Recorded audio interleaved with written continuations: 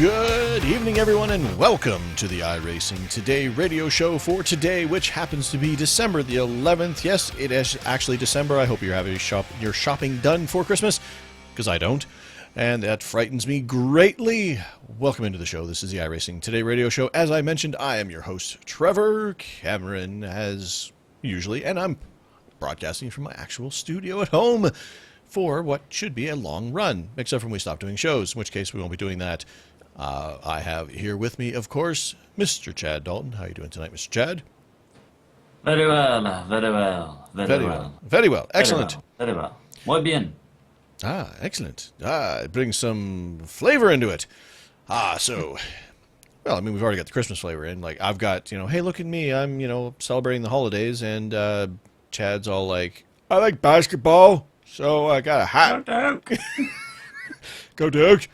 Also, this hat with this bit of headphones going on, horribly uncomfortable. My head is sweating like you wouldn't believe, so by the end of the show, I'm sure that this is all going to be dripping down my face. So, of course, the audio listeners are all like, what are they talking about? We're all wearing hats, you see, because it's almost close to Christmas. So I'm wearing a Santa hat, because that's how I roll, like a bowl full of jelly. That's how I roll. Oh, yeah. Excellent. I'm wearing a Santa hat that has the word Duke on it and the logo. Yes. I like that look of you. You do the entire show face down. We'll just look at the crazy devil dude, because nothing says Christmas like devils. Blue devils. Yeah, there's so much wrong with that. But anyway, we thank everybody for tuning in. We definitely appreciate it. This is our the penultimate show of the year 2014, because we'll be taking a break, as we mentioned, not too long in the future. We have this show, and then we have next week's show, and then we're all like Christmassy and New Year's-y and stuff. Although I'm sure during that period of time, there's a good chance you might see some streams of various video games happening between myself and Chad. Well, video games for me, racing for Chad. But we'll talk about all streaming things and whatnot in a little bit. But on this evening's show, we have the fact that it's the new build week, even though it's a short week, so it's a short build, and there's not a lot to talk about. But it happened, and it downloaded, and I don't think the site crashed, so I guess there's that going on. So we'll talk about what's new in the new build. We've got Chad is going to give us a review of those wonderful, stupendous pedals that he talked about last time, and he's all like, hey, man, I don't know, I might get them. Well, before 2 weeks ago, he's like, I might get them. Then he's like, I got them, and they're hanging precariously over my feet, but I haven't had a chance to use them. Well, guess what, ladies and gentlemen? He got to use them. So he will be explaining all about that, and he's got, I don't think we've mentioned what happened with your new stream. We teased. He had some new stuff going on with the stream, and apparently he just broke his femur. I'm not sure what that's all about, but I'm sure he'll be okay because he's sitting down. So we'll talk about his new feature on his streams and how much you want to see them. The feature on the stream. Not giving anything away. And we will also be talking about what's happening in Season 1, because we now have a schedule given out for 2015 Season 1, and even though we're following the calendar years, it actually starts next week, which is middle of December. But that's not the point. It's closer than it was before.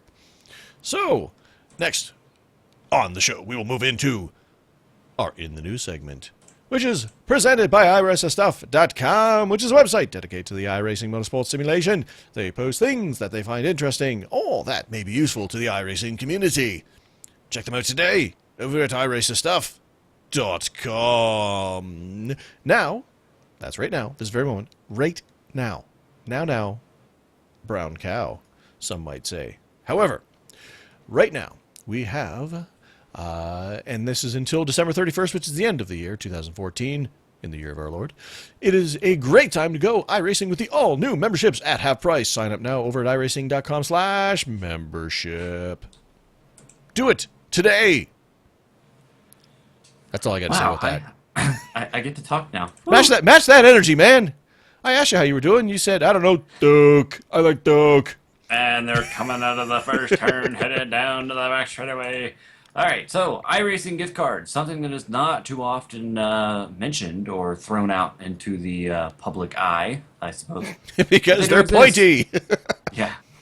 And they can poke guys out. But the iRacing gift cards do exist, and they make the perfect Christmas gift. Hey, that kind of rhymed. Yeah. Basically, here's what you need to do. You either need to grab one for a friend so that they can get started on iRacing, or, and this is probably the thing that most people do, like me, you can tell your family or friends that you want iRacing for Christmas.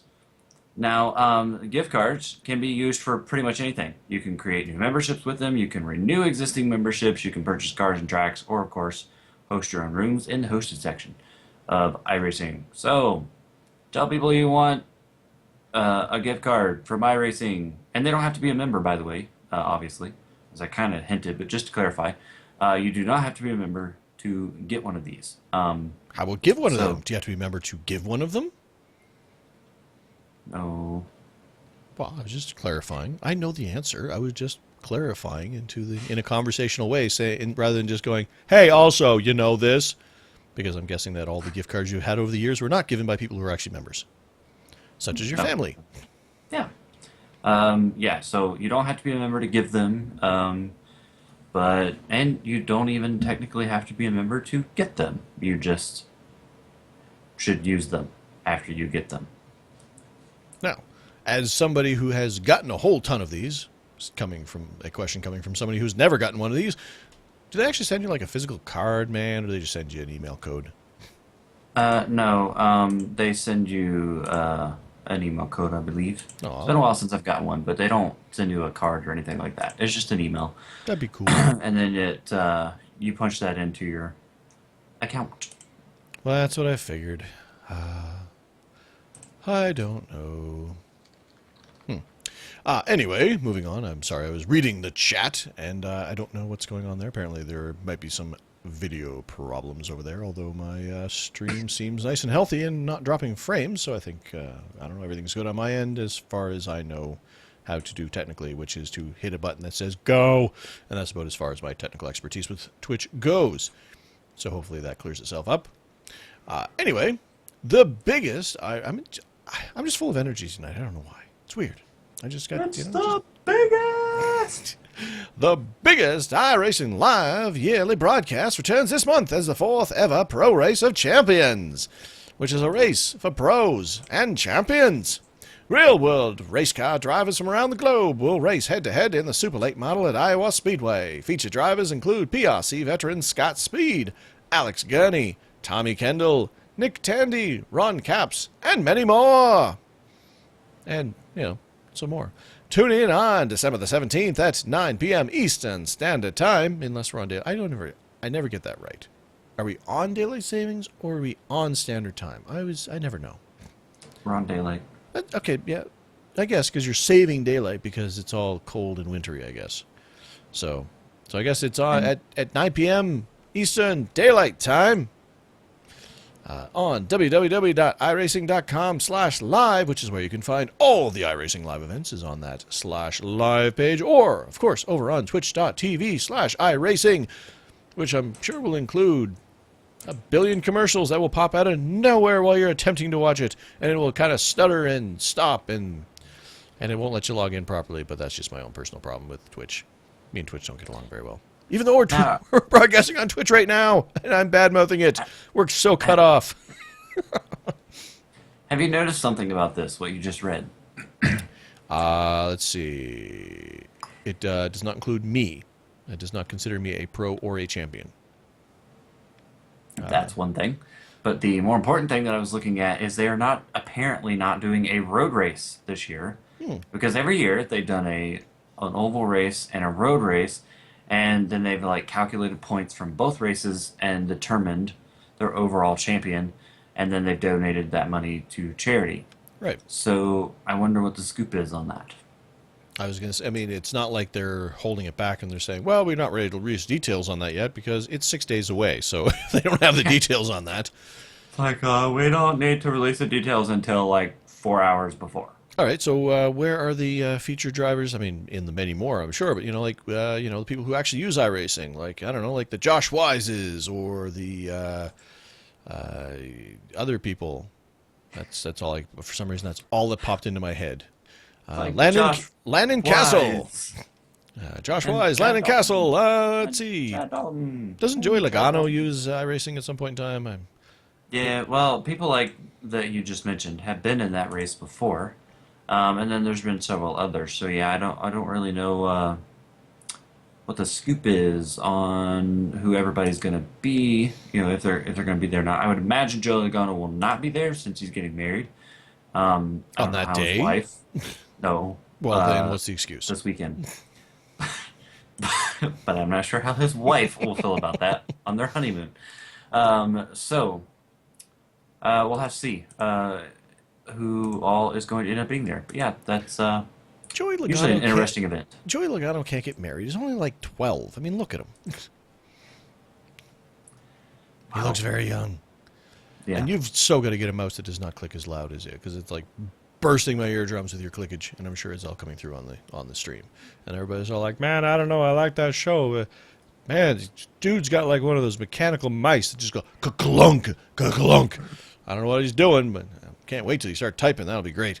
But you need to get I like already did type earlier. You didn't even say a word. little cushions. Well, that's because I saw your head was all like down. It's like, okay, so I got fill time, fill time, fill time. Okay, he's not paying attention. He's not paying attention. Actually, I wasn't typing when I was looking down. Okay. But those are the basic news items. Other than the fact that, like I mentioned, we have one more show after this week, and then we're going to be taking a 2-week break in order to recharge our batteries and mostly just do holiday stuff with our families. So we will have a great show for you next week, which will include hopefully all kinds of wonderful stuff, and then we'll go away, and then hopefully you guys won't forget about us while we're gone. You'll be all like, "Man, I hope those guys come back soon. I missed them so much."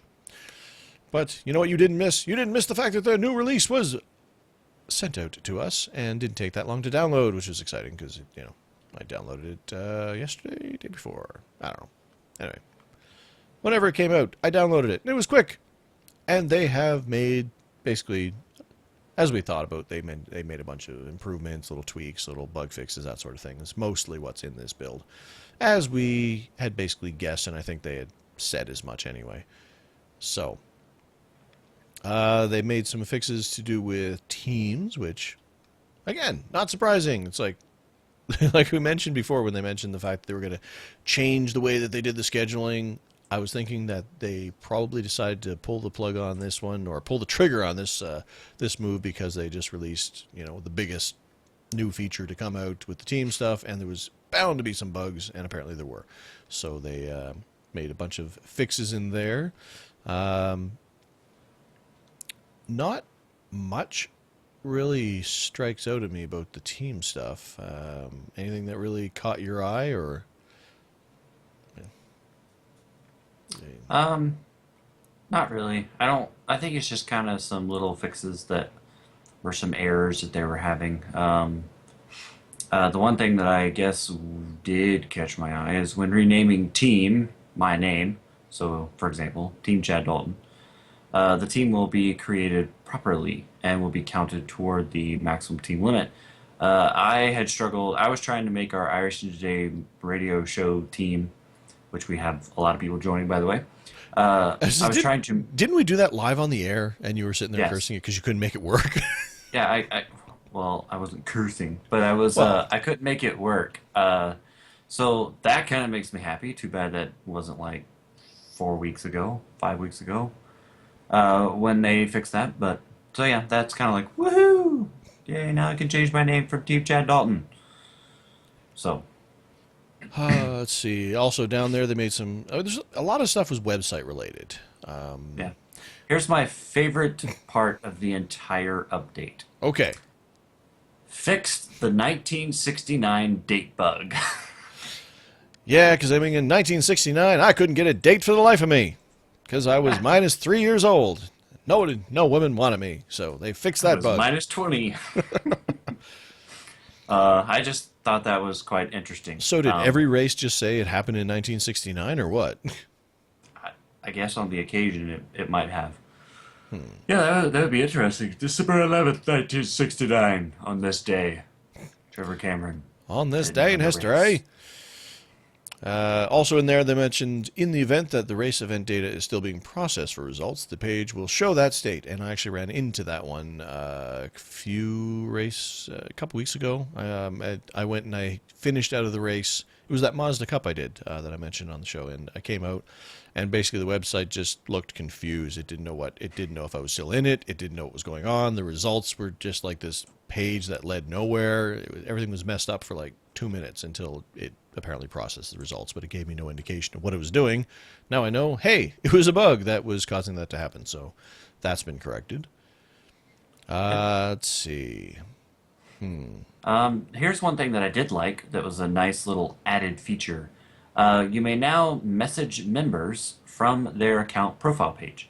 Hmm. I think that that's kind of neat. It's kind of like a quick hot link, I guess, to sending somebody a message instead of having to go to the forums and get their name in there. Now you can just go to the page, click, type, send, done.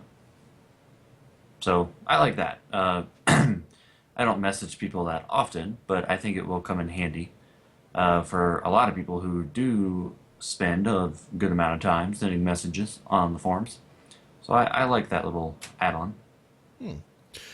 They also mentioned that apparently the old lollipop guy, which I still get a kick out of the fact that that's what they call him, has been fired, and they have now brought in a new lollipop guy who uses a new animation system which allows improved animations, and they give you absolutely no context for what any of that means, other than the fact that apparently it now allows you to save your pit guy to the replay. So I don't know if does he sit there and bust a move while you're coming in, or sit there and patiently go foot to foot while you're pulling into your He pit stall.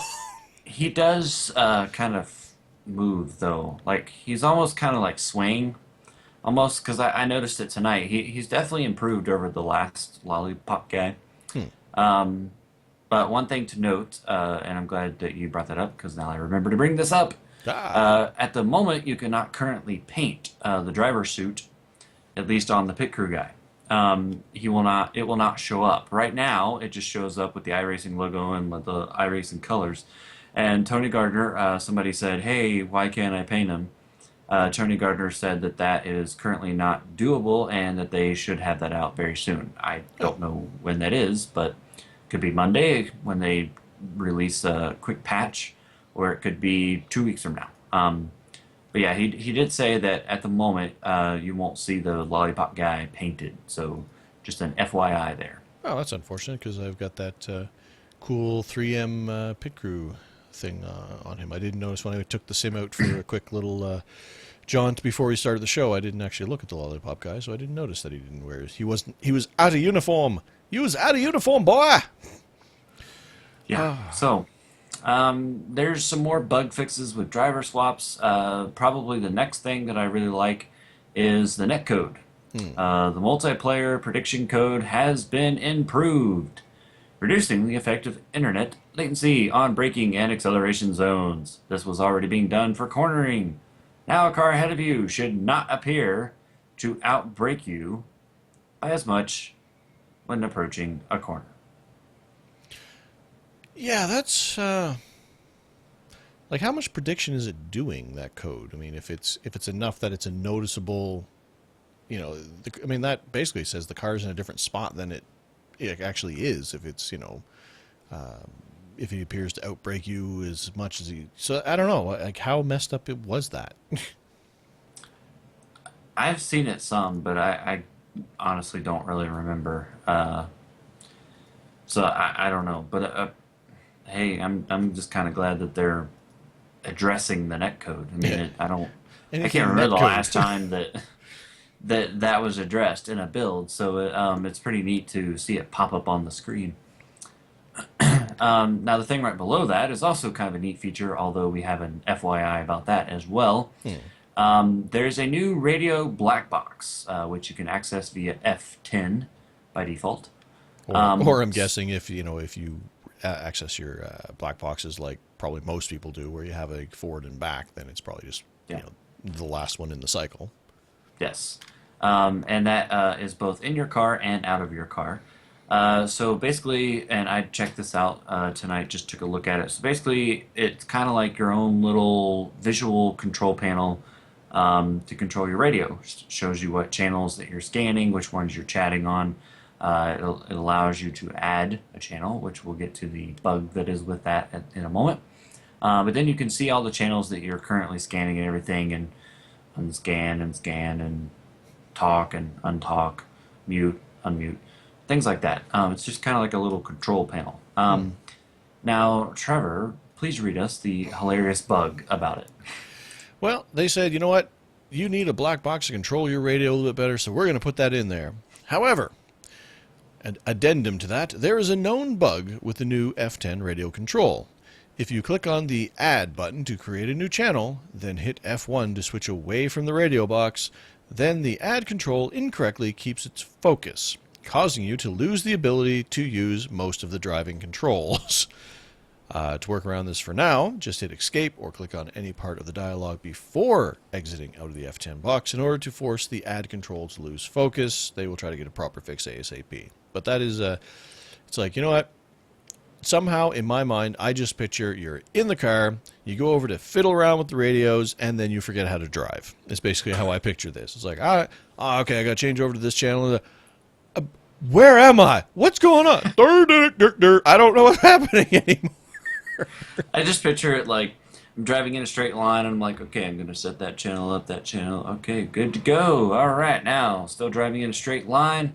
Here comes a turn, and why am I still going straight? Oh my gosh, and still driving in a straight line, still driving in a straight line, still driving in a straight line. Oh, we stopped. Okay, good. Yeah. Crash. So, yeah, that's kind of interesting. But that is a neat feature, or at least a neat add-on, I guess. That may come in handy at some point. Well, I would think so, because, I mean, like I said, there's not a lot of... They've been adding and adding and adding onto the radio functionality in the car, so it's good to have, because there haven't been a lot of visual cues as to what was happening with the radio before, so having that centralized location that you can bring up when you want to is pretty convenient, especially if you're in a long race and you're going to be switching channels and stuff like that a lot. You know, it's probably really good that they have it in there. So yeah. I like this bug with the race control when it came to team racing. Fix the bug where you could get out of the car if stopped near the pits, but in line with your pit stall. So you pull in, you're close to your pits, you say, screw this noise, and you just hop out of your car, hop the pit wall, and just leave your car sitting in the middle of the track. Apparently you can't do that anymore. But I can just rage quit, that's it. The car stays. I'm walking. I'm going to go get some fries. I'm hungry. I'm done with this crap. I'm out. I tried to change the channel on the radio. The steering wheel stopped working. This car is stupid. I'm out.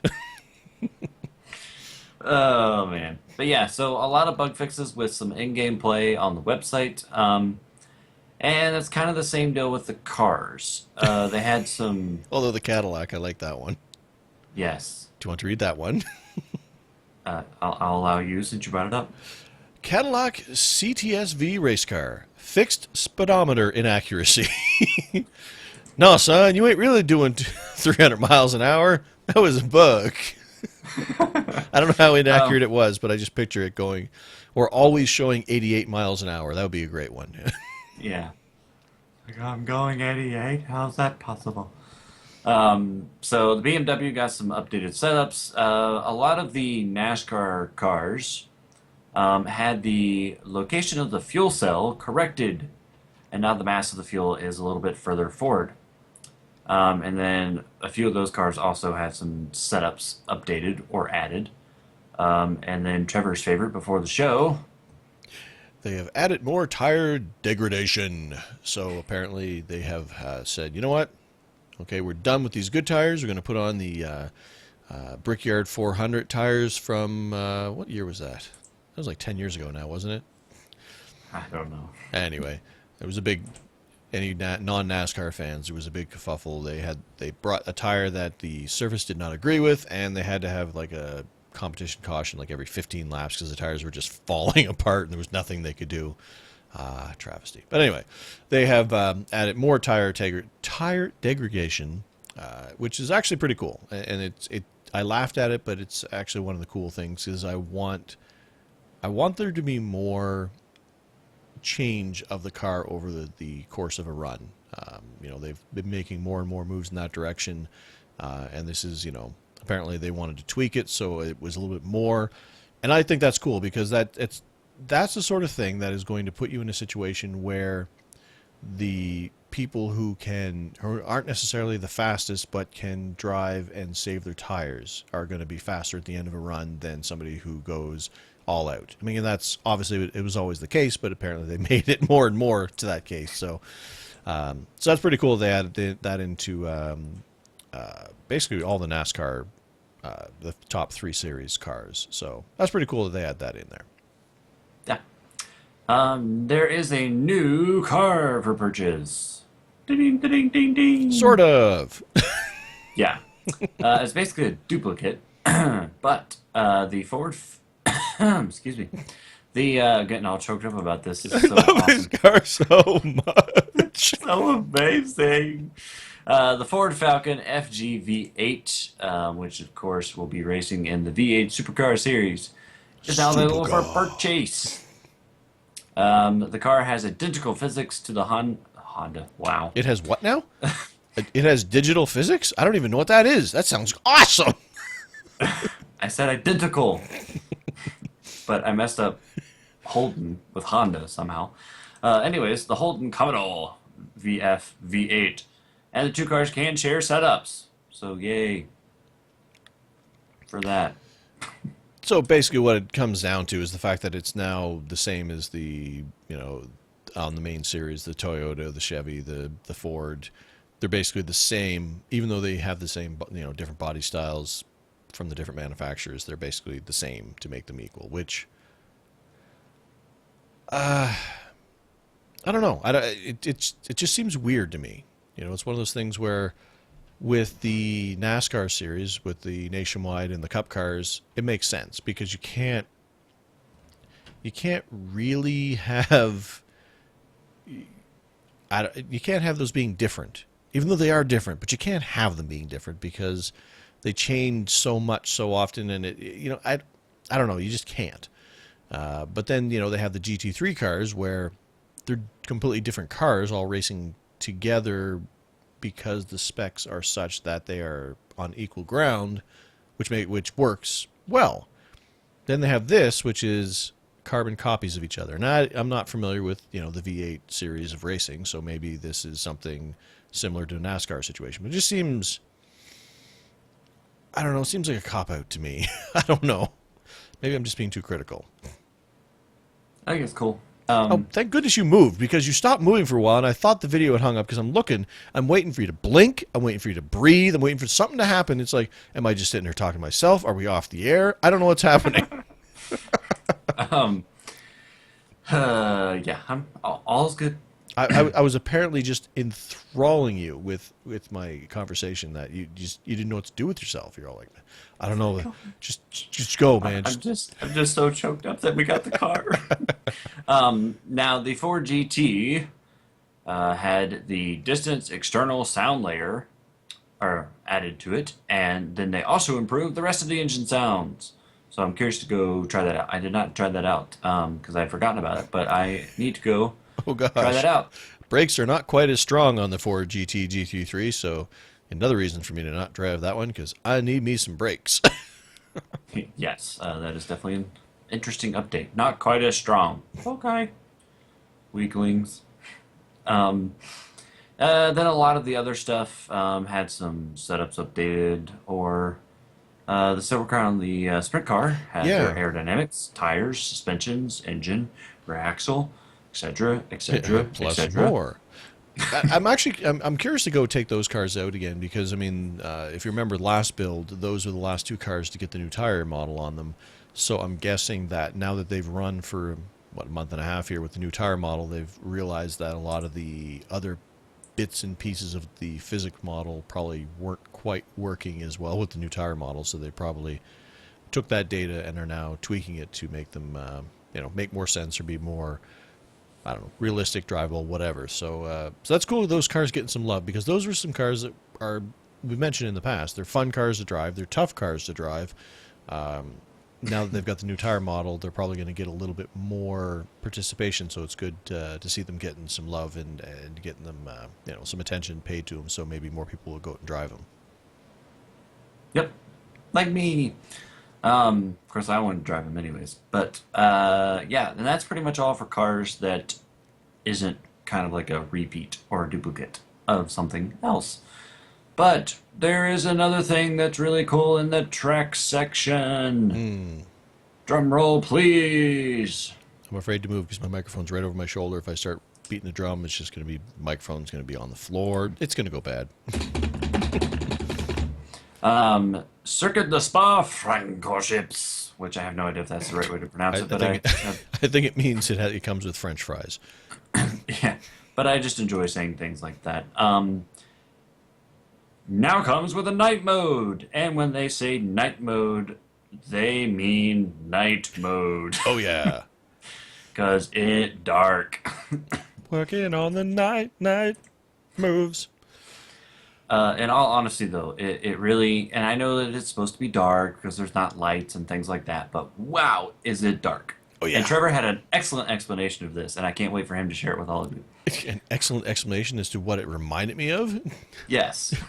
Yeah, because I was actually, I just before we went on the air here, I went and took it out for a couple laps, and it was cool because the parts that are brightly lit, are well lit, and stuff, but because Spa is, there's a lot of trees and stuff, and like some of those stretches, I'm going down them, and you're driving down, it's pitch black, like there's no lights there, just your headlights, and there's trees on the sides. It reminded me of many trips I've actually taken in Virginia where I'm actually driving down the road from the airport to get to my hotel, lost, don't know where I am, all I see is dark road and trees, and I'm in the middle of nowhere, and this totally brought back those memories as I'm driving down. And there was a couple times, like I said to Chad as well, not only is night racing just kind of cool looking, and it adds a different aspect to it.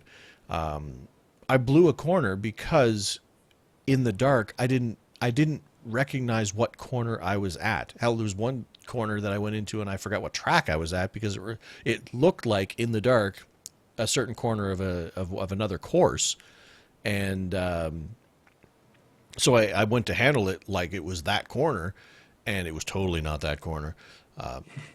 Because what I thought was a sweeping right-hander that I could just kind of tweak, touch the brakes just enough to settle the car, come full on out, and then, hit the next right-hand turn, ended up being a chicane kind of corner, so you can see how well that went. It's like, all right, I'll just brake a little bit, hit the corner, and, oh, look, now I'm in the fence. But it's, when it's that dark, it was really hard to even tell where I was on the track. And like I said, a couple times I forgot where I was on the track. I'm coming up to corner. It's like, I don't know what corner this is. I don't know what I'm supposed to do. So that could make for some real interesting driving. And seeing Spa in the dark makes me want day to night transitions for endurance racing so bad. Yes. Right there makes me just, that would be so awesome to start that race in daylight and then have it transition to nighttime would be so cool.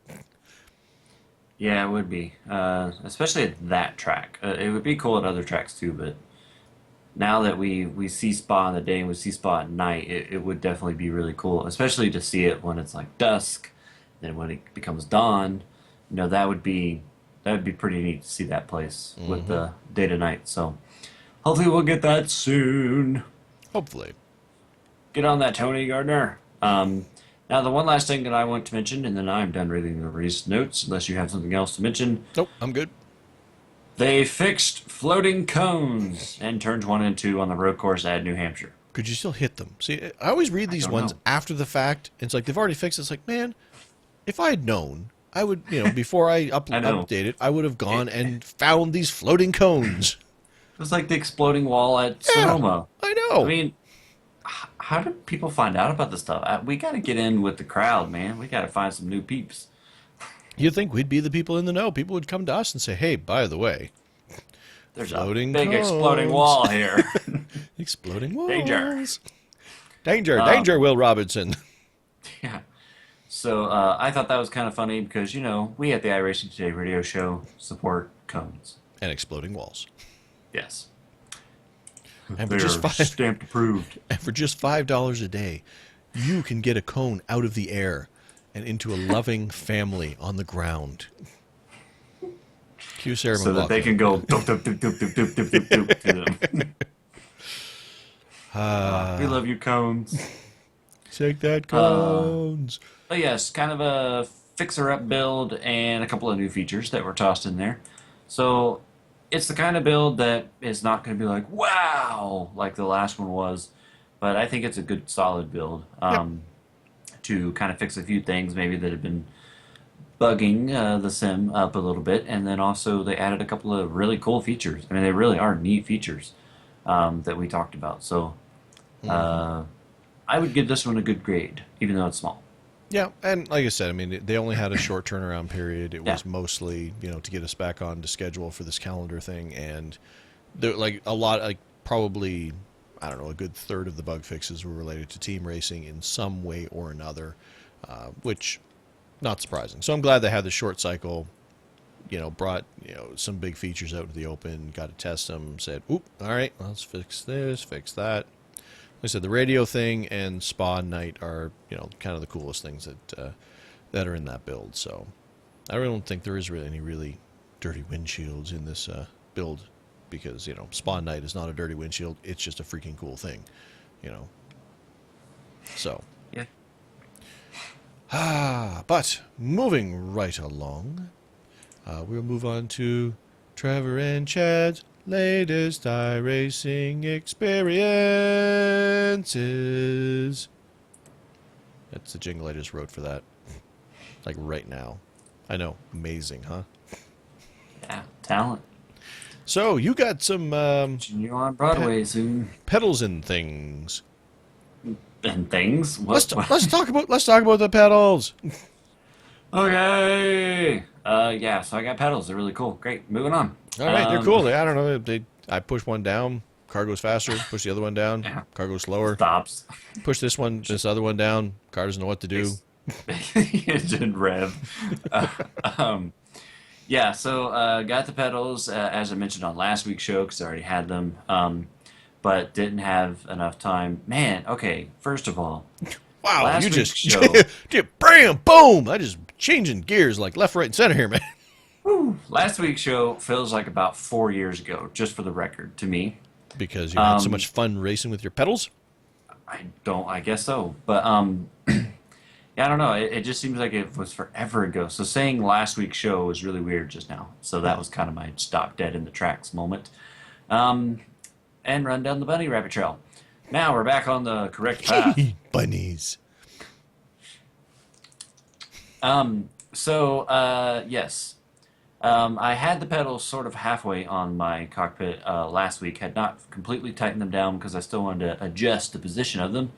But now they are completely on and stuff. So I figured I would kind of give a short, full review of everything about them.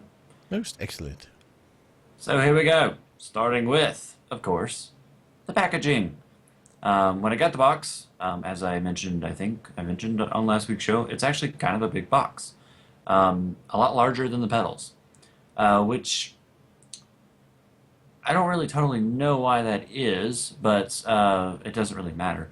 But I will say that the packaging for the pedals is great. They have some nice foamy things in there that, in all seriousness, really do kind of keep the pedals locked into where they sit, which is they basically sit on the floor of the box, although they've got foam underneath them. But and then there's a big old foam thing that sits down on top of the pedals that is really interesting to look at, but it does exactly what it's supposed to do. So the packaging, in my eyes, I think is really well so that when the pedals obviously are in transit, that they don't move around, break, or whatever. Doesn't mean that they wouldn't, but it's very, in my opinion, it's very unlikely.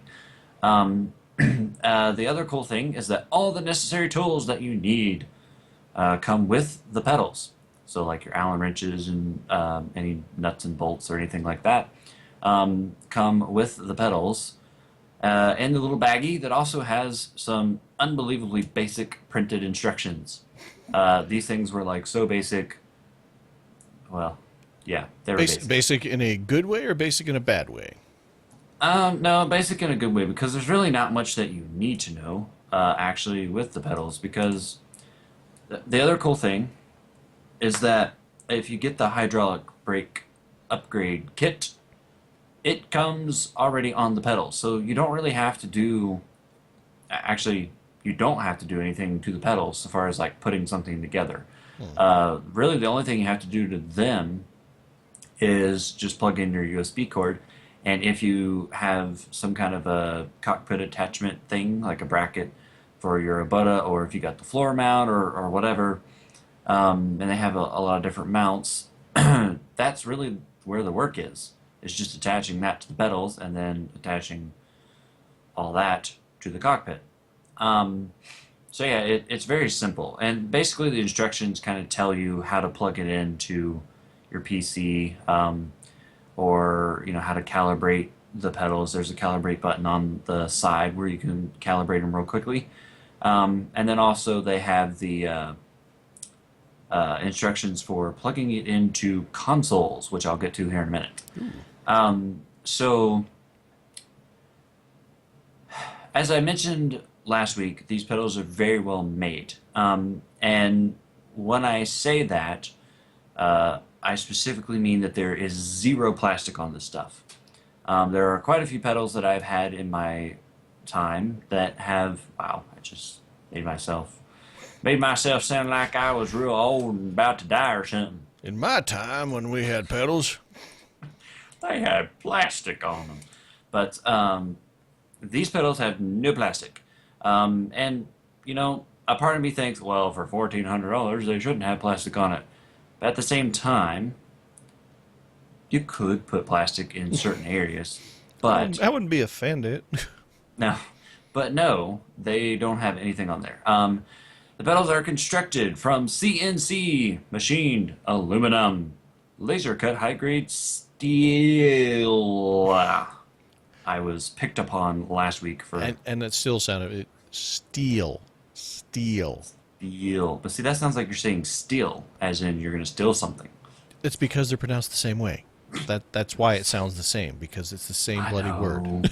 I know. Steel. But see, you knew what I was talking about. So I was confused. Like I actually was going to call you out when you said it, and then our listener brought it Steel. up as well. But it was like, so it's laser cut high grade steel. Is that better? I'll let it pass. Okay. We're working on that word. We'll get it eventually. You want to help me with the next word? What is the next word? I'm not following. You're not even along. paying attention, are you? Wow. I'm paying attention to you. How am I supposed to know what you're supposed to say? I know you have notes. I'm not following along while you read it aloud. Unbelievable. I thought that we were friends. Wow, that took a dark turn. Well, that escalated quickly. Yeah, that's good. Quickly. Oh, man. Wait, okay, wait, let's see. No, wait. Man, I can't find the word still. Oh, there it is. Oh, Delrin. Yeah. And see, that's how I was going to pronounce it, Delrin. But, since we're just picking on people here, I don't know what Delrin is. Is that a hobbit? I don't know. But anyways, it has Delrin spacers and spring guides. And Which- what kind of potentiometers? Fishy! Fishy. Fishy! Which I have no idea what that is. Anyway, But anyways, it has those things. So I I guess don't know what they we're are, good. but he's got them. But of course, as I mentioned just a minute ago, my pedals have the hydraulic brake upgrade kit, which does include the Willwood Master and slave brake cylinders and sway bar end link bushings from Energy Suspensions or suspension, no S, to replicate the mechanics of the brakes in a real car. Yes, you did hear me correctly. These pedals do actually use wow. Aftermarket, After automotive. aftermarket aftermarket automobile components from highly respected manufacturers. So that's pretty cool. And actually, if you look on, and I can't show you right now, but if you actually look at a picture of the pedals where the hydraulic brake sits, there's a little part on there that's kind of black and it's round. And the logo is on it, and then right under it, it says disc brake. So that's pretty cool. And that's part of what makes all of what I just said, even though we kind of made fun of how I talk there, is what makes these pedals really amazing and also really expensive, but really amazing. Now, installing the pedals on the cockpit is actually very, very, very easy. For me, it was a bit more difficult, which is my own fault because the way that my cockpit is positioned in my room, it's kind of slanted up against the wall. It's not catty cornered, but it's just outside of what would be a catty corner. What corner? A catty corner? What is caddy corner? Where you put something in between two walls? Kitty corner? A kitty corner.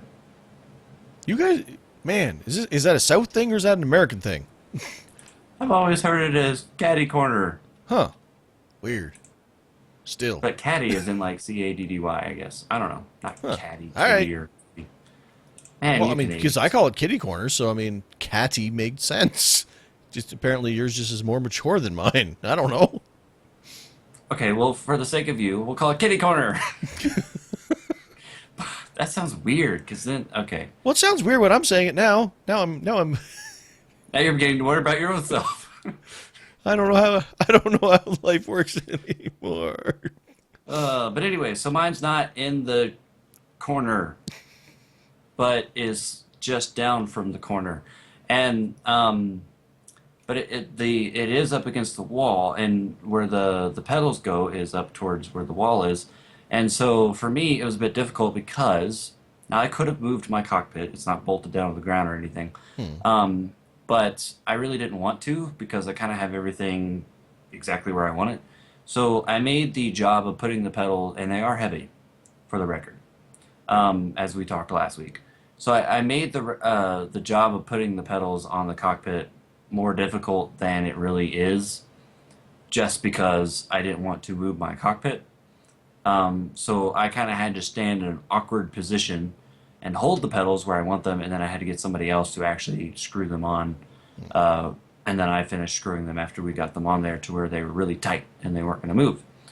So that's really easy in case you were wondering, except if you catty corner or kitty corner or corner your seat Put or it in the cockpit. corner. Nobody puts Obado in a corner.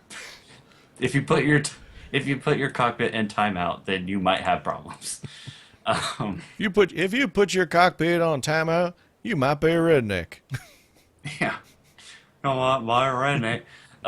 Now, absolute favorite thing about these pedals, and I kind of hinted to it last week, is the adjustability on these things. It is like I've had pedals before where you can adjust where the plate that sits on the pedal is. You can move it up and down. Some on certain pedals you can move it left or right. There's been some adjustability there, but there's not been a whole lot. And what you could adjust, depending on the pedals, could had like a lot of required steps. With these pedals, you can move the pedals horizontally. You can change their travel, the range of motion. You can change the resistance, and you can do all of those things just from like unscrewing like one thing and then moving it and then tightening it back. So it's really like one or two bolts are, things that you can unscrew or screw, because not all of them are bolts. And it makes it a lot easier. And again, the little tools that I mentioned, your little Allen wrenches that came in the bag, fit all of those. So you don't have to go digging for Allen wrenches in your garage. You just, hey, here we go, and start using it. So, okay, now one thing that I've always, when it comes to things that give me the tools to adjust a lot of aspects of things, I'm always afraid to adjust them because I'm always afraid that how I don't know if I know better than the default settings. So I'm always afraid that if I go to and start messing with things, that I'm just going to mess it up and make it worse. And whatever they figured out as default is probably just good enough.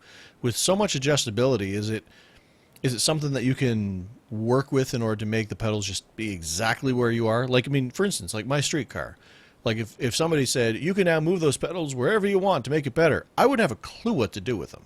Like, I mean, I would be like, I don't know. I mean, don't know.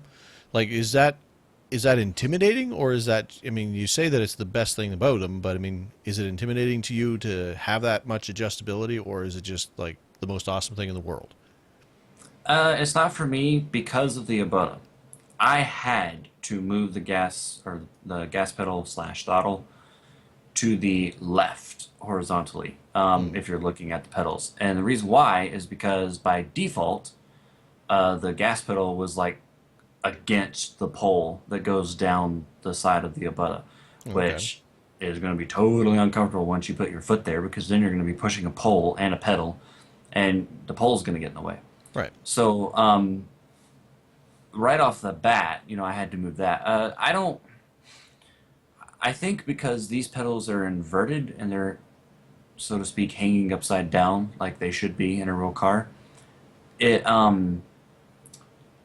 I don't find it intimidating at all. I think it was more intimidating when you had the pedals coming from the ground up because if you did it wrong, you could make it more awkward with the way you were trying to push the pedals or something. Mm, With these pedals, I found, I mean, I haven't adjusted like the travel and the resistance yet on any of them. I want to adjust it a little bit on the clutch, the resistance. But so far as just moving them horizontally, I've got them exactly where I want them now, and I think they're pretty perfect. I'm not going to be accidentally pushing another pedal while I'm trying to just specifically, like, I'm not going to be hitting the clutch and then accidentally pushing the brake. right. So they're spaced enough, and I had to adjust that to kind of fit me. So I that's one of the reasons why I like it. Was because other pedals I've had, I wasn't able to really do that because with club sports, they're kind of where they are Hmm. unless you just custom mount them.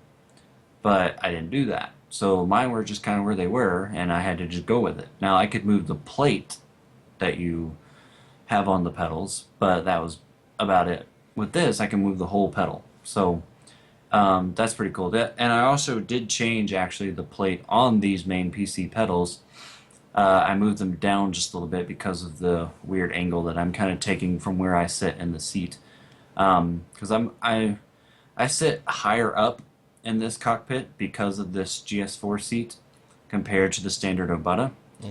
because it's got like a weird thing that kind of like pushes it up, which I might could take off. I haven't ever experimented with that, but I've just kind of always left it as is because why ruin something that is already good? Okay. But so yes, I love the adjustability. It pretty much everything you can adjust, which is very nice. So you can really, I think it's good because you can get it to your comfort level. Now I mentioned earlier about consoles. Yeah. These pedals, not a lot of people I don't think know this, are available and can work. I'm sure very well, although I haven't tried it because I don't have a need to. Mhm. Um, but they do work with Xbox 360, Xbox One, PlayStation 3, and 4. Now, for consoles, the pedals connect via your Fanatec or Fanatic or however you're supposed to pronounce that. I've always called it Fanatec is what I've gone with, but I could be completely wrong as well. Yeah, I've heard it pronounced a lot of different ways. But anyways, however you want to pronounce that, or your Thrustmaster or Logitech wheels via special cable, which you can buy from main PC, and I think they're like under $25. if I'm remembering off the top of my head. Obviously, for the PC, USB. Direct connect to your USB on your computer. I think you can actually run it through your steering wheel. I think I read that somewhere. But I don't really know why you would want to, because USB direct plug-in is much better on pedals. Because you lose some of your, I guess, revs per minute. I never thought about it like that, because I mean, obviously most standard wheels, mine is just a stock wheel, DFGT. I mean, it goes through the steering wheel, and then the steering wheel goes to the USB port. I never thought that would be potentially introducing a problem, or latency, Yes. I guess, to a degree. Yeah, it kind of causes the pedals to lose a little bit of what they can do. And that's another reason why, if you have a Logitech wheel, for the record, that I recommend getting the Bondar cable, because it'll plug your pedals directly into the computer and bypass the steering wheel, which makes those pedals, Logitech pedals, a little bit better. I never even thought about it like that, but yeah. All right. See, you should hang out with me more often. I hang out with you enough, man. Like once a week, man. Gee. Woo. So you're already sick of me right now, aren't you? So, with all that said, what's it like to use them? Yeah, that's the most important thing. How are they? Yeah. Well, they're pretty freaking sweet. Cool. And we're done. So, yeah, and we're done. That's it. That's a wrap. Print it. So, as I often do when I get any kind of new equipment, or there's any kind of new cool update on iRacing, I go to the first track, same track for the first time every time, which is Bristol. Always go there. So, first track that I ever did with these pedals was, of course, Bristol. And I use random cars, but now I just jump in the Toyota because it's my favorite. So jumped into Toyota, went out there, and now here's a quick small story that I have to tell to kind of help set the stage for this. Before I got ready to do my first test drive, I had been adjusting some things on my cockpit. The pedals were already done, but I was adjusting some other things. I kind of got one of those moods to update some stuff and kind of make things more efficient. All right. Well, as a result, I was already really tired that day because I had a long day, and it wasn't a bad day, it was just long. And it was getting late. It was like almost 10, 11 o'clock at night. And I was kind of getting that point where I really wanted to finish everything with the cockpit, but at the same time, I wanted to test them. Even if it was only for 10 minutes, I still wanted to test them. So I started getting frustrated because I was like, come on, I want to get the cockpit done. And I was trying to like screw in some things a little bit tighter and unscrew them a little bit and then move them and then screw them back. And a couple of things I was trying to do weren't working. And so frustration started settling in. Wow. Did it? That's a mouthful. So finally just said, all right, I'm just going to finish the cockpit later. Let's just go try these things out because I have to. Here is the first thing that is pretty dang awesome about these pedals. When you guys go into iRacing and you set up your pedals and you calibrate them, and it tells you to fully depress the throttle, let it go, do the brake, let go, do the clutch if you have one, let go. And they want you to push it all the way down and then let go. It shows you there's numbers there that you can watch, and it's like 0 to 2,500, for example. And the higher that 2,500 number is, the better your pedals are. Their response, their all that. Right, They're because just quicker. Yeah, well, because I'd imagine that the larger that number is, the number of kind of discrete levels it could be at. So if it was Yeah. I think default pedals like mine only go up to like, I don't know, it's like 125 or 250. It is not a high number. Yeah, at all. Now, I've had 3 different sets of pedals on iRacing. One was G27, and I cannot remember for the life of me what that went to in there, but it was much larger than 125. Now, the Fanatic, or whatever, Fanatec, Club Sports. I like Fanatic better. I mean, it's probably... Fanatic just sounds really cool. Yeah, it's probably very, very wrong, but it sounds Yeah, cooler. but it sounds cool. Now, when I used those Club Sports pedals, it was much higher than the G27s, but I still don't remember the number. Um, but I think, and I'm just thinking here, so don't hold me to this, that it was around 23.95 for the Club Sports. All right. So like 2,395. Because I said that incorrectly, but that's okay. I was like 23.95. It's like that'll be 23.95, sir. You're not laughing. Come on. Sir? I was making a cashier checking out somebody at the register joke. Oh. 23.95. Ha ha. Okay, Okay. so 2,395. I don't remember, but I think it was somewhere in there. When I did these pedals, the main PC pedals with that fully press them down, let go thing, it went, and I kid you not, and I had a ginormous smile on my face. It went to 4,095. Hmm. That is ridiculously good. So that in itself, without even have using them yet, made me go, okay, this is worth it. Between the fact that they are made really well and this, we're good. I'm gonna have, once we're Um, done the show here. I mean, because I don't want to do anything while we're doing the recording, because I'm afraid I mess something up here. But I'm gonna have to go in and just take a look at what my pedals are, like my standard DFGT, because I mean I swear it is only like 255, which would mean that like it's what, an eighth of the fidelity of the pedals that you're using. Is that even right? yeah. 250? No, geez, that's 255. So that's a quarter of a 1/16th. Yeah, I think it's 1/16th of the fidelity of your pedals then if it's 255. And that is redonkulous. No wonder I don't have any throttle control. Or brake. But and yours doesn't have a clutch. But yeah, so that was the first big thing that was kind of like, whoa, these things are pretty awesome. Because that is by far the largest number I've ever seen. I have not seen another number that has been really anywhere near that. Now somebody could show me that now that I've said it, but to that point, I had not seen that high of a number. So I was like, whoa. So went out on the track. Now I told the frustration story because I really was frustrated about just things, and I was getting tired.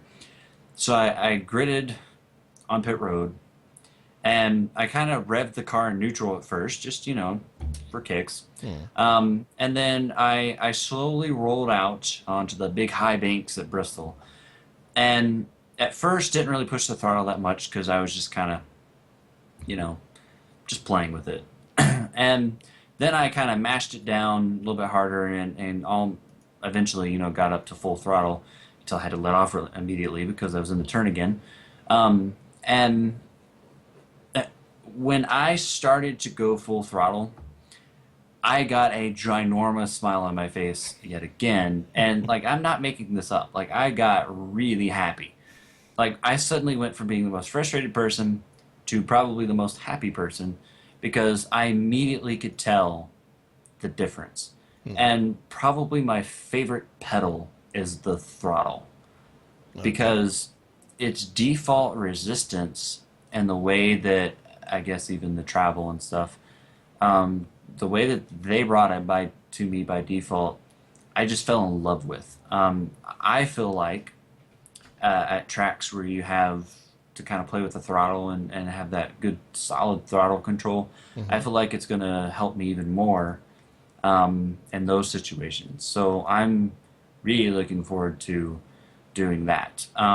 Now the brake pedal is, and obviously, by far the hardest pedal to push. As You it got to should work be. pretty hard. Yeah, well, you've got to work really hard to push that thing. And I'm not kidding. It is pretty tough. The one interesting thing, and I saw this in somebody else's review about these pedals. He kind of said this. It was funny because I'd already used the pedals, and then I read his review. And when I read this line, I was like, "Huh, that's exactly what I was doing." Mm. He explains that old pedals that he's had, he just kind of sat there and flipped his feet, push down, let go, push down, let go. And he said, but with these pedals, I find myself really like forcing it, like almost like a workout where I'm like really pushing down the brake and I don't know what kind of, if he's a left foot or a right foot braker, but he's really applying a lot of force, to fully push that brake pedal all the way down. And man, is he not kidding. But he kind of talked about how it became more of a physical thing than just sitting there flipping your feet up and down. And then he talked about how he found like almost his whole body like putting an effort to try and get the pedals to, do what he needed them to do. And, it's not as much with the clutch and the throttle, but it's still, even those pedals are a little difficult to push.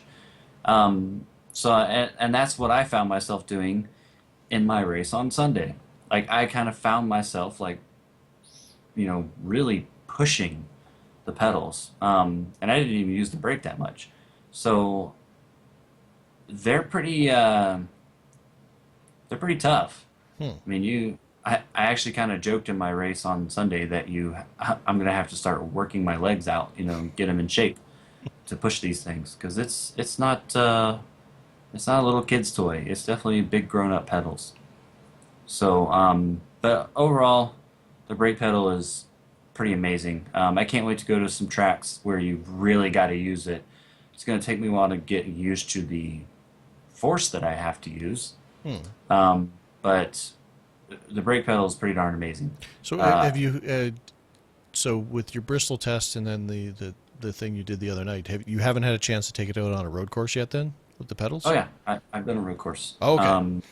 I that was actually the first official race that I did with the pedals. And I didn't stream it, but I did record it and then uploaded to my YouTube channel later, and it's up there now. But yeah, I did a Skip Barber race on Saturday, and that was the first race. Now, the Skip Barber didn't really require a ton of braking, but there's a couple of cars that I've got in mind to race in season one Hmm. that will require it. So, but yes, but I love the brake pedal. The clutch, like I kind of hinted at earlier, might adjust the resistance a little bit on that because to me it's too much goes straight to the floor right now. The default settings where it's just kind of like easy to push. It's the easiest of the three pedals to push right now, and I kind of want to make it a little bit more like the throttle, but not too much. Hmm. So I might adjust that. But overall, the pedals are awesome in the game. It's really awesome to have inverted pedals. I've never experienced that before in my sim racing life. Right. So that part is a lot cooler than I thought it was going to be, and it wasn't awkward at all. Yeah, I was gonna say to So that. Was it hard to adjust? I mean, yeah, I guess it is. It's the way it's supposed to be. But I mean, you're so yeah, used. You've done so much sim racing with them not like that. So was it hard to adjust, or was it just you put your foot there and the pedals were just where they were supposed to be and away you went, kind of thing? yeah, it's pretty much away I went. I mean, I kind of took some of my old sim racing knowledge, I guess, with the way I did my feet or legs, but then also mixed in the way I drive my street car to work. Hmm. With those pedals, obviously are inverted. They're not as cool as these pedals, but they're still inverted. It kind of just came naturally, Hmm. I guess, which is good because I was actually kind of worried. Is this going to be something I'm going to be like, wow, this is really awkward. I'm going to hate these things for like 2 weeks, and then suddenly it's going to be okay.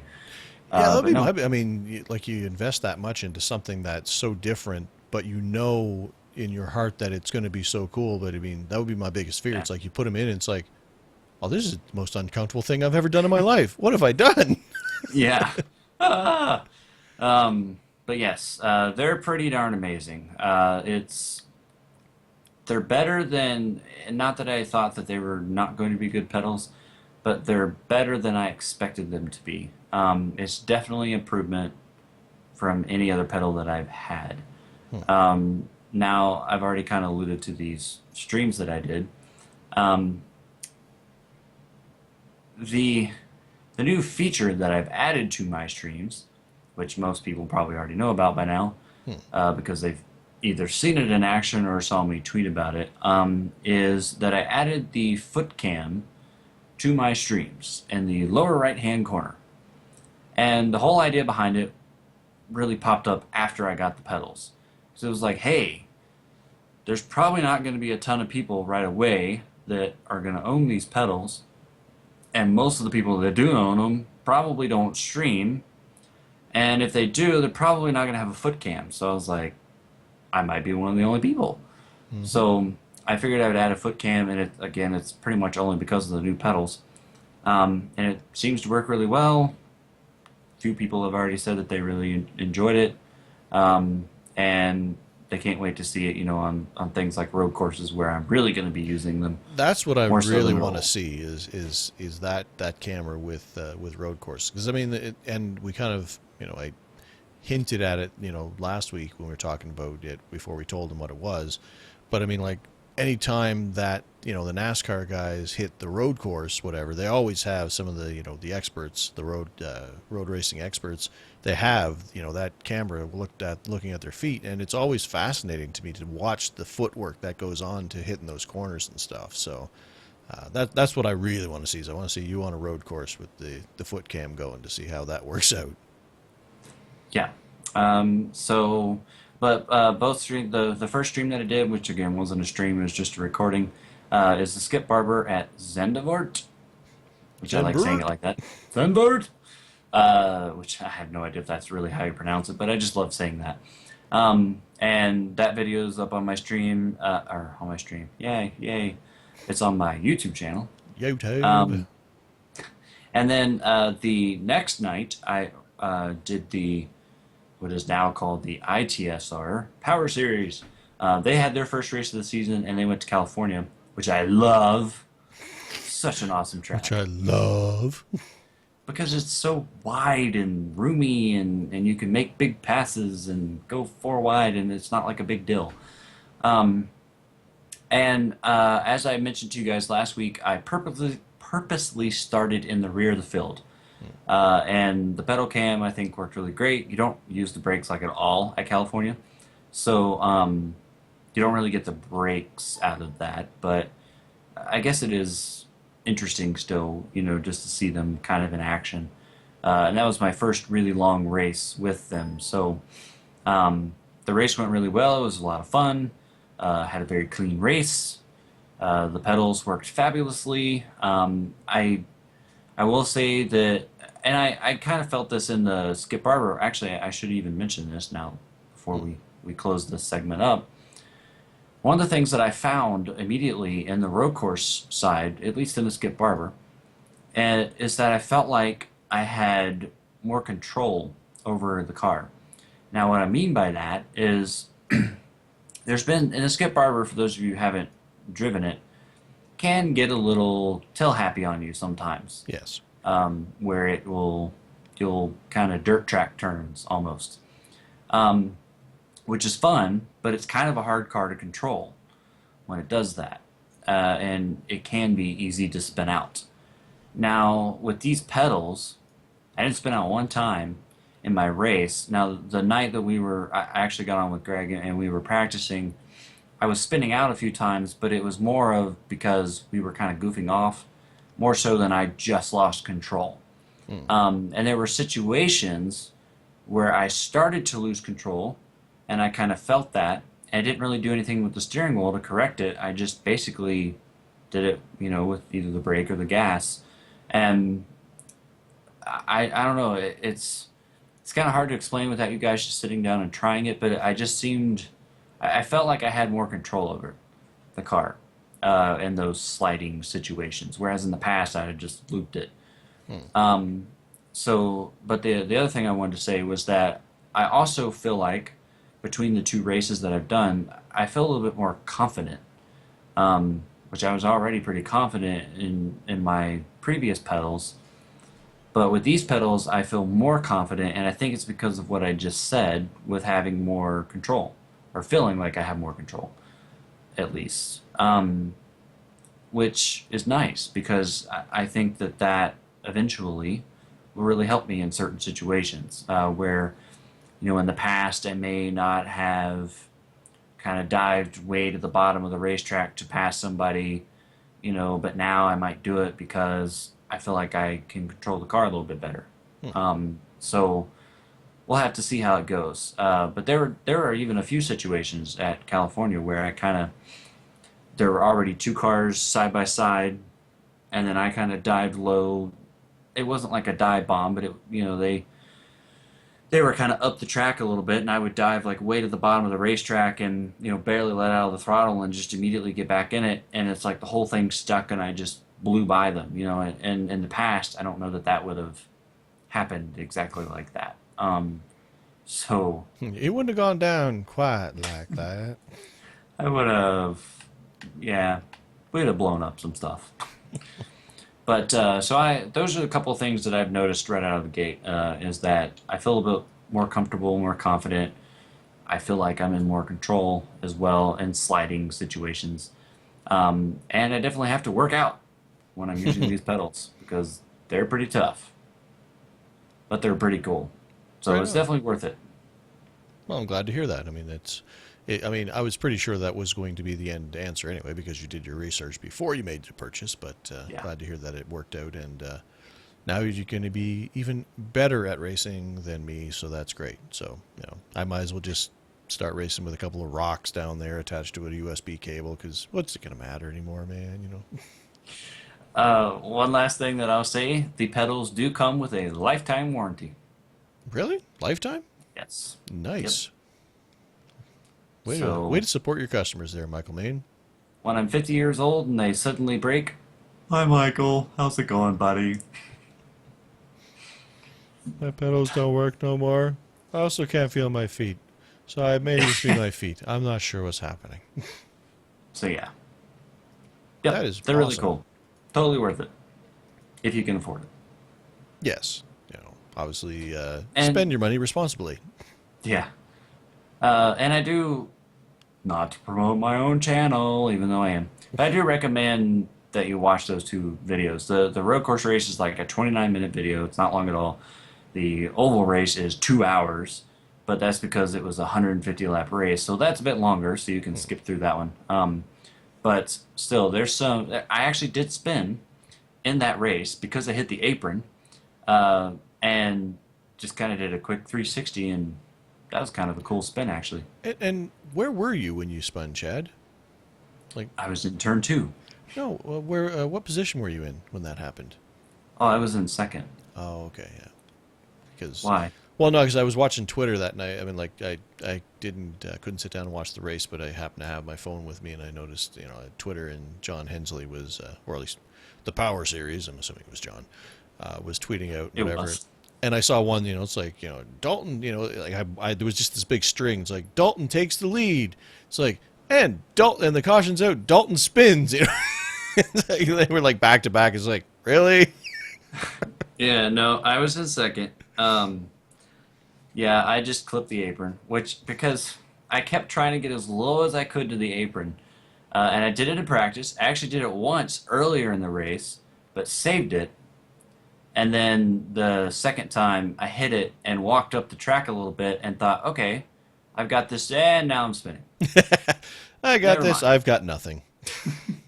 But I really just did a complete 360, looped it around, and then immediately just kept going like nothing ever happened. One guy came on the radio and was like, big crash, trying to get everybody to slow down. Yeah.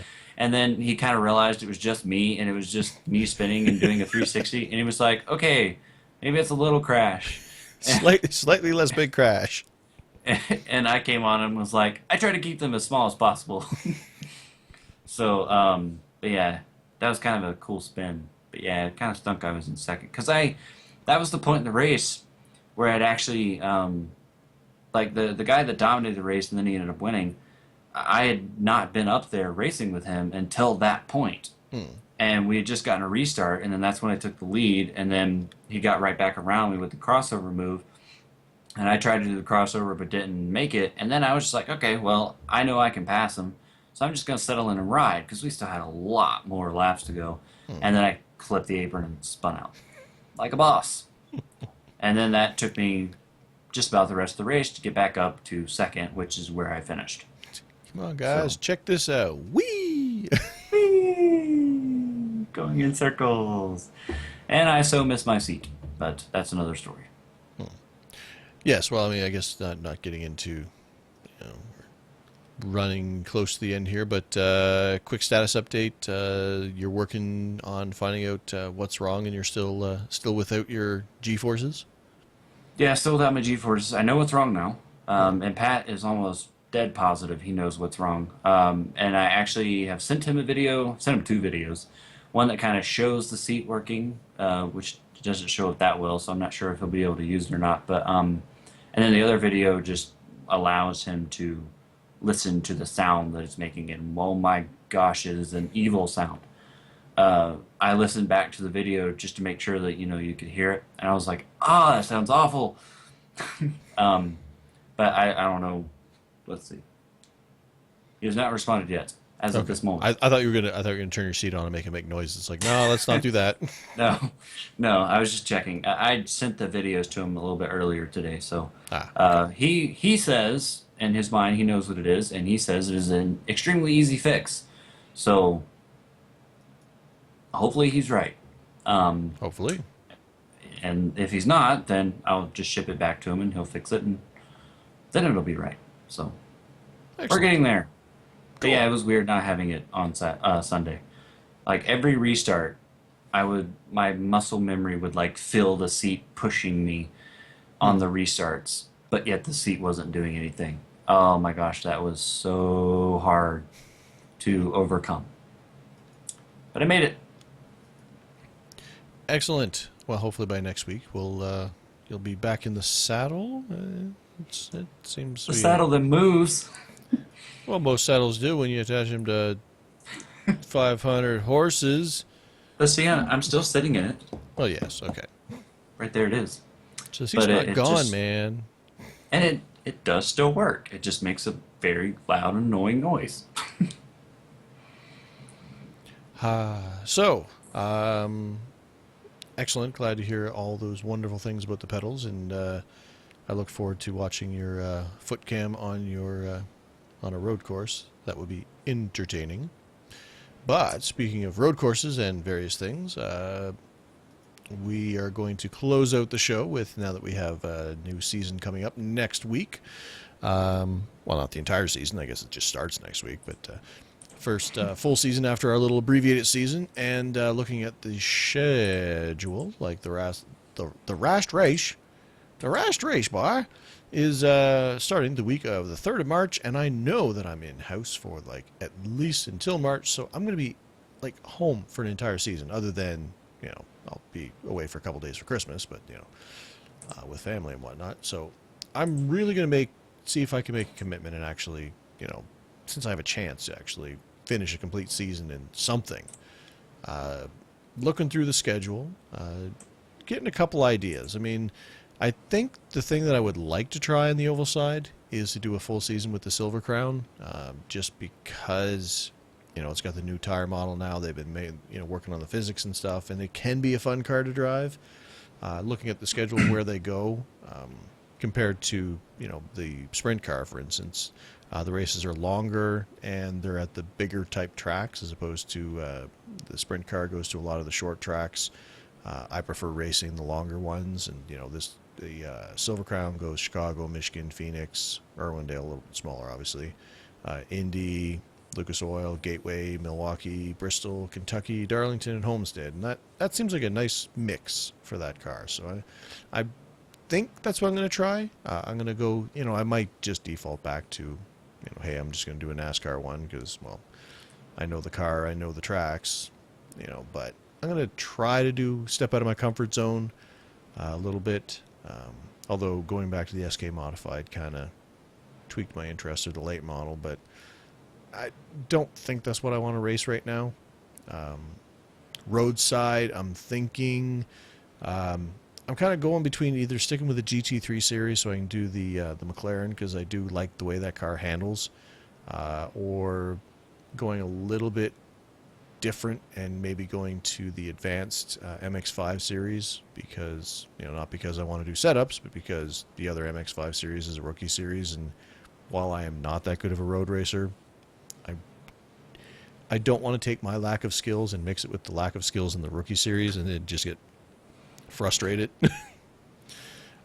So, or maybe going back to the Grand Touring Cup, which There's a lot of oars in here. I know. The Grand Touring Cup is, I kind of documented my growing love for the Jetta after hating it for so long. And they race at some fun courses, so I don't know. GT3 Jetta in the Grand Touring Cup, or maybe the Advanced Mazda Cup. I don't know. It's weird. Kind of my litmus test is like, okay, do they go to Road America? Do they go to Watkins Glen? That's kind of my, hey, if they go there, that's probably on my short list kind of thing. And the Advanced Mazda does go to both those. Plus, it goes to Mount Panorama, which I have yet to not chicken out of actually racing there. But the times I have practiced there, I've had a lot of fun. So maybe with something with a little bit less power like the Mazda, maybe that's a good entry point. And the races are only like 25 minutes long, so it's nice and short too. So Yeah, that's that'd kind be of like a my 5-lap race. thoughts. Also, I noticed the GT3. If you remember some of the ones I streamed last season, or well, not last, but the last season, the GT3, all the ones that I really wanted to do were the ones that ended up being 75-minute minute races. As long as the schedule's not wrong and they didn't typo, they're all 30 minutes this season. So that also kind of puts on the list of, all right, maybe doing that might be fun too, although they don't do Road America, but they do Watkins Glen. So, also it's funny as much as with the Circuit Gilles Villeneuve, the more I think about it, the more I kind of did enjoy that race. I kind of made fun of it while I was racing it because a lot of the corners really did feel the same, but to get into a good flow on that course because of that actually was kind of a lot of fun. So I'd like to find a series that races that course as well because it's a lot of fun and it's in Canada, so there's always that. So that's kind of my thoughts on season 1 of 2015, even though it starts in 2014. So numbers, who understands them? I don't. What have you thought about for next season there, Mr. Chad? Well, there's a large part of me that wants to not race anything oval. But then at the same time, I kind of want to do something like what you were saying, like the Silver Crown or something. Because I kind of want to do that in Season 4, but then Season 4 became, after the first 3 weeks, it became a mini off-season for me. And then I got back in the swing of things, obviously, this past weekend. Now, I haven't decided yet, if I'm going to do an oval or not. But on my road course side, there is one series that I have pretty much committed to doing, provided that I can be in a little bit more control of the car. And I know that we have some friends of the show that listen to this lovely show who hopefully can give me some tips. They don't have to give me setups, all that would be great. But maybe they can give me some tips because I'm sure some of them drive this car a lot more than, obviously, me and Trevor or any of my other teammates. In fact, I don't even think any of my teammates have driven this car. And that would be? The V8 supercars. Which is kind of weird because they're kind of like an Australia thing, and I'm not Australia. And, they're not restricted to Australia, obviously. But they, they just have a lot of power. They kind of have, like, I was driving it one of them earlier at Phillips Island, which is a road course that I really like. But I haven't actually done a race at yet, but I've run a lot of laps there. And I like kind of the way that they drive, although I was kind of missing the braking points, and so I kept like running off the road and spinning. But again, I wasn't totally trying, but yet I was. So if I can get that to where I'm not doing that and I'm staying on the road, but yet still going somewhat fast, I really do want to race that series. And the schedule I really liked because it has a few tracks that I already know and have been to before, and then it also has some tracks that I have not been to and that I've also not streamed. And so I would like to stream, that particular track and throw it up on the channel to kind of have a variety of tracks in there. Hmm. Kind of like bringing in variety. So I really am pretty much 95% committed to doing that, barring that the 5% doesn't become much larger because I can't keep it on the road. So any of you guys out there that might drive that car on a regular basis, any help would be helpful. Help, Because, help is helpful. yes, because otherwise I don't know what I'm doing. But again, not trying to be the world's greatest race car driver in them, just trying to keep it on the track and have some fun. And as the season progresses, maybe get a little bit better. Hmm. Now, the other World Series that I was going to select, I kind of left up to a flip of the coin. So here's an interactive part with you guys.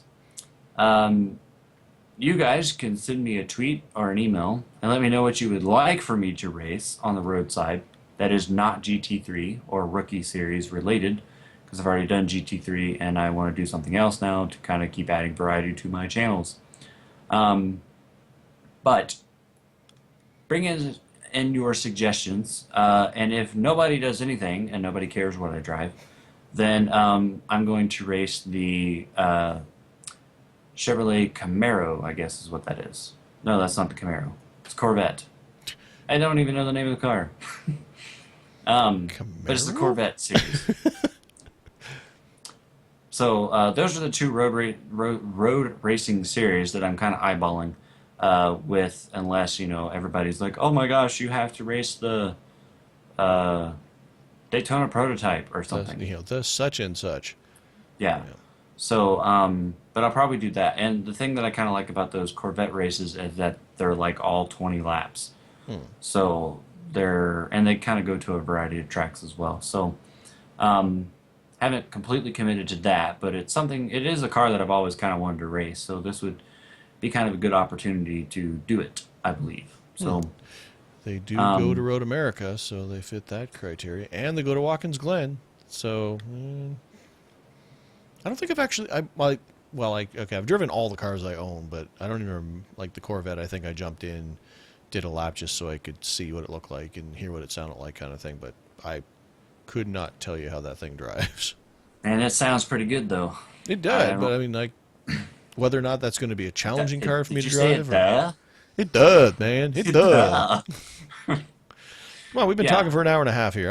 I'm out. I'm out of tea. I'm out of words. I'm done, man. I'm done. Yeah. So, anyways, maybe we can race something together. That should be our goal for season one, since you're home. Well, that's the thing, and it doesn't even have to be like as much as we say, here's our plans, whatever. I mean, it doesn't mean at any given point in time we just can't race something else. I mean, Yeah. anybody who's new to iRacing, in case we're misrepresenting. Wow, that's not a word at all.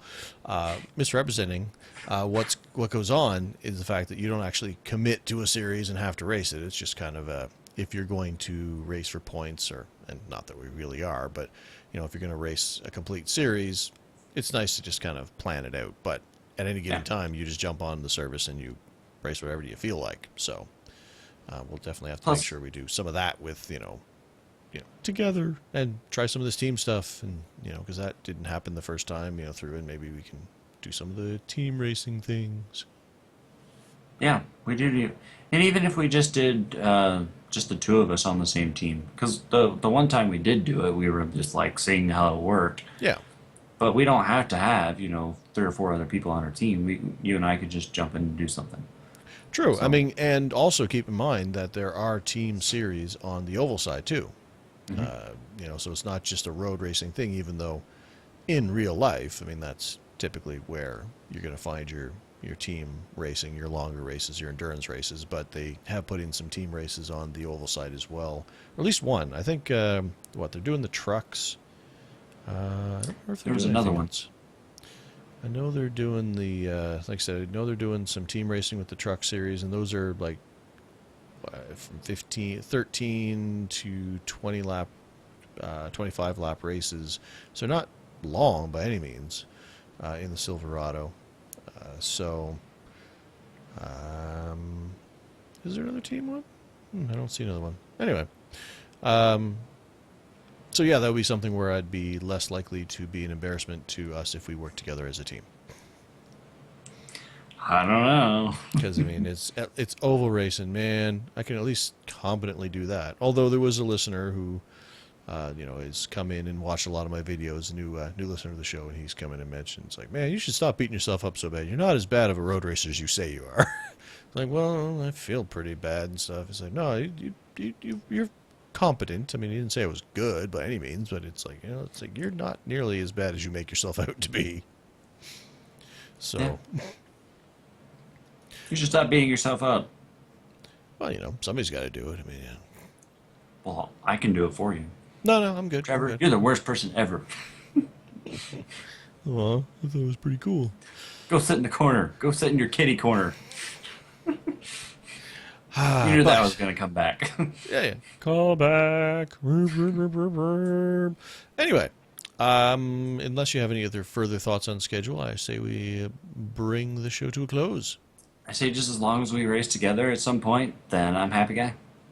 Fair enough. We will have, like I said, I'm in house. We'll make sure that it happens because I'm going to try to get some more racing in. I've kind of been through a slump. It's one of those things where I've been traveling a lot, and then when I am home, I only have such a short period of time that I just didn't feel like racing as much because I didn't want to get in and practice and do because I mean the periods of time I was home was so short and compact that I had other things to do, family, and there's other games I play and stuff as well, obviously. So, it never came about. But now that I'm actually going to have a long stretch, I really want to get back into it. I mean, heck, I've been, racing wise, I've been racing a game called The Crew, which everybody seems to hate, but I think it's a lot of fun. But all the reviewers are giving it junky reviews and stuff, and I don't know. I think it's fun. I've actually been talking about it a bunch with another listener to the show. We brought up a bunch, Mr.